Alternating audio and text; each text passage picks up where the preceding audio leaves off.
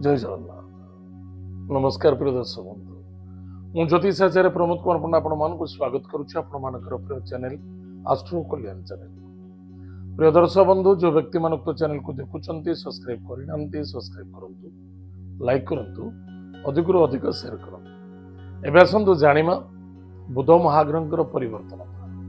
बुध महाग्रह धनिष्ठा नक्षत्र को प्रवेश करेंगे।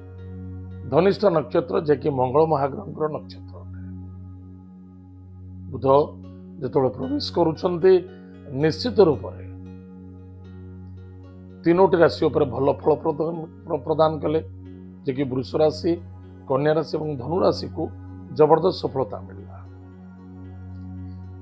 ताले गोटे गोटे करी मु आपनको जणैथिली, तथापि आपनको फेर पुनः कहि दउछि। वृष राशि व्यक्ति मानक पई ज्ञानर वृद्धि, प्लानिंग अनुसार कार्य सफलता, पिता माता ठारू शांति सुख समृद्धि एवं प्रत्येक क्षेत्र सहयोगिता प्राप्ति, उच्च शिक्षा सफलता मिलिबो, धन लाभ मध्य अछि। धार्मिक क्षेत्र मध्य सफलता पाइबे जो मानकर वृष राशि। वृष राशि हो, अन्यथा वृष लग्न हो बा नाम राशि वृष हो, निश्चित आप फलप्रद प्राप्ति करेंगे। बाकी रहा कन्या राशि, तीनोटी राशि थिला। कन्या राशि सेकेंड राशि कन्या, सम्मान प्राप्ति अच्छी, कर्म क्षेत्र उन्नति, सफलता मध्य मिलिबो, मनर कामना पूर्ति देखा दो। चाकरी हो चाहे व्यापार वाणिज्य हो से मध्य सफलता देखा दो। तृतीय राशि होची धनु राशि। धनु राशि व्यक्ति मानक पई धार्मिक क्षेत्र सफलता, विद्यार्थी विद्या क्षेत्र सफलता अर्जन करेंगे, मान सम्मान प्राप्ति हम, अर्थनैतिक क्षेत्र लाभवान हेबे, धन जहाँ निवेश करते सफलता पाइपर। ये तीनोटी राशि बुध बड़ चमत्कार फल प्रदान करेंगे। किंतु केते गुडी अन्यत्र जो राशि गुड़िक रहा मध्यम फल प्रदान करेंगे, जोटा कि कुंभ राशि। कुंभ राशि व्यक्ति मानक पे खर्च बढ़ेबे, टिके सावधान रहिबे। खर्च जो बढ़िबो समस्त निश्चित रूप से कष्ट पाती। आय हो खर्च हो चलो, किंतु आय अपेक्षा अधिक जो खर्च कर दिए ताले असुविधा। ताले कौन करिवो ना, निश्चित रूप आप बुद्धि पर किसी प्रभाव पड़ो। आप जो व्यक्ति को नदवा कथा पैसा से व्यक्ति देदेवे। जो क्षेत्र खर्च हबार चांस नथिला से क्षेत्र खर्च बाहर मरीज, चाहे किसी ना कि हॉस्पिटल खर्च करदेव। निश्चित यह देखादेव, टिके सावधान रहिबे। बाकी रहा सिंह राशि। सिंह राशि व्यक्ति मानक पई स्वास्थ्य प्रति यथेष्ट ध्यान देवे, वाणी को नियंत्रण रखिए, मानसिक शांति एवं संतुष्टि रखापी बहुत चेष्टा करने आवश्यकता अछि। मिथुन राशि। मिथुन राशि व्यक्ति मानक पई वाणी को नियंत्रण रखिबा, स्वास्थ्य प्रति ध्यान दबा, गाड़ी घोड़ा सावधान चलेबा, क्रोध जिद्दी कर घर ठार बाहर को जावा उचित नुहे। आ जिद्दी क्रोध ठार दूरे रहिबा अत्यंत आवश्यकता अछि। वाणी को जिते नियंत्रण रखिए से आपण सफलता पाइपर। कर्कट राशि। कर्कट राशि व्यक्ति मानक पई जो काम करुछन्ते लास्ट मोमेंट रे किछि ना किछि गोटे बाधा आसीबो, अतर्क कष्ट करके करेबो। एते सहज न, अपेक्षा करेबो, बहुत अपेक्षा करेबो, जहा फल रे चिचिड़ापन असंतुष्टता तब बड़ा कन्फ्यूजन क्रिएट करिवो जे कि मैं करी करी यही भाया खाली कर लास्ट करेंगे। जदि भल होगा तो भल है, जदि खराब है तो निश्चित रूप चिंता करेंगे। मुझे चिंता करुली के करवा उचित नुहे, कलापर ही विफलता घटिला। बहुत लोग ये अच्छा ये देखादेव, टे सावधान रहिबे। ताहले कौन करवा उचित कौन न करवा उचित मुझे गोटे पदे आपको समस्त प्रतिकार कहीदेवी। मध्यम फल प्रदान करेंगे। क्यों क्यों राशि को मध्यम फल प्रदान करेंगे, जे कि मेष राशि। मेष राशि रोचे कर्मेश कर्म क्षेत्र। ताहले धर्म क्षेत्र रे बा कर्म क्षेत्र रे टिके सावधान रहिबे।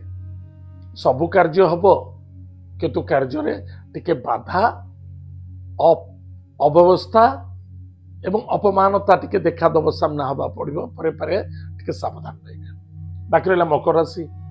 वाणी को नियंत्रण रखिबा, धैर्य को धैर्य धरी कार्य करवा, धैर्यशीलता हवा एवं क्या कौन कहूचे, क्या कौन नौचे, आ क्या केतबेले रिटर्न करार अच्छे परफेक्ट टाइम मेंटेन करंतु एवं भावी चिंती कार्य करंतु।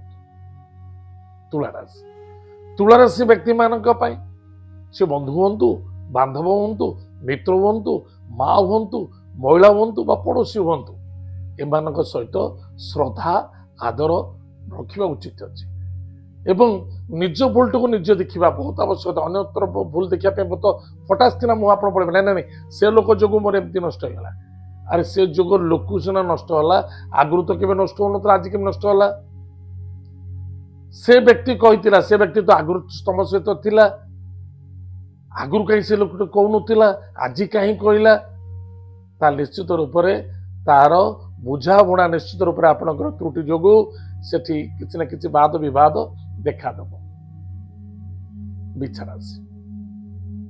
बिछा राशि व्यक्ति मानक जो राशि व्यक्ति राशि हूँ बिछा राशि टिके धैर्यशीलता रहा निजर मान सम्मान मर्यादा प्रति यथेष्ट ध्यान दबा जल्दी विश्वास भरोसा करी कौन सी कार्य करने उचित नुहे एवं प्लानिंग अनुसार कार्य कर। आ गोटे राशि बाकी रहा जे कि मीन राशि व्यक्ति मानक एकादश भाव सफलता आनंद प्रफुल्लता देखा दब किंतु मन रखि दरकार आपणकर बड़ भाई भौणी हूँ बा धार्मिक क्षेत्र हो बा तीर्थव्रत यात्रा हो देव कार्य हो निश्चित रूप से आपण असंतुष्टता अशांति देखा दब आपण विचलता मनोभावना देखा दब जहा फल आपण मन रे अधा अच्छी मु प्रभु को सेवा करुँच अधा अच्छी मत टाइम नहीं मुझे असुस्थ हो नहीं भाई काली जहाँ कहते सब ठीक थिला आज जोटा कहते सेटा भूल। अरे बड़ आश्चर्य कथा सिटी सामने समस्त सामने कहे ना भाई जोटा न्याय कर ठीक किंतु घर आसी पत्नी पाखे पिला पाखे भाई प्रति अन्याय कर नहीं से साधु सामूहिक रूप से साधु खराब गलत किंतु घर को आसला पर चिंता अनुतप्ति करुँच मुझे कहवाटा भूल हो गला बा से साधु सन्त बहुत खराब एवं घर को आसिले भल एवं सिटी कहे भल घर को आसिले माइंड चेंजेस बी केयरफुल सावधान रहिए। प्रतिकार सिंपल प्रतिकार प्रत्येक दिन प्रातः समय स्नानादि कार्य सारी समस्त व्यक्ति गोटे जिनस गायत्री मंत्र को जप करंतु गायत्री मंत्र को जप करंतु बहुत लाभ रहिबे 100% रिजल्ट मिलिबो एवं प्रत्येक दिन चेष्टा करंतु किछि चढ़ई मान को खाया दिंतु श्वान को खाया दिंतु एवं भिक्षुक को बा गरीब व्यक्ति को टिके जलपान करंतु किछि खाया दिंतु जहाँ दौरान दिंतु चॉकलेट दिंतु ना कहीं आपण सांग पिला मान को चॉकलेट बांटू ना बहुत फलप्रद हम ताल प्रिय दर्शक बंधु सामूहिक रूप से आम जानिले 31 जनवरी 2026 मसीह बुध ग्रह महाग्रह जो स्थान परिवर्तन धनिष्ठा नक्षत्र को करेंगे कौन फलाफल अच्छी आज आम जाने अधिक अधिक शेयर करूँ लाइक करूँ। जय जगन्नाथ नमस्कार।